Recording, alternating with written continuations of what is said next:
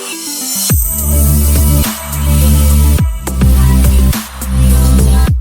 CHS9, I am Monica Champagne, your digital learning coach. I'm Brenna Conway, the CHS9 librarian, and we are here today to share with you a new delivery that we just got in the library. Ooh, what is this mystery box, Brenna?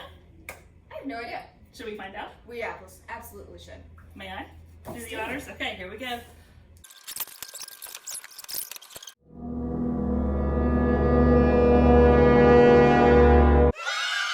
You know what this is? Brenna, do you know what this is? No. This is a Sphero bolt. No, not just a Sphero, a Sphero bolt. With these little spheres, you can engage your learners in your content. You can deepen their understanding. And you can give them different ways to show their learning in creative ways with computational thinking. It is so exciting. What a cool thing. Should we show them how? Not right now. Not right now. We'll save that for the next video. But you must like and subscribe. Smash it! Smash that subscribe button! And you will find out how you can use these to make your classroom magic.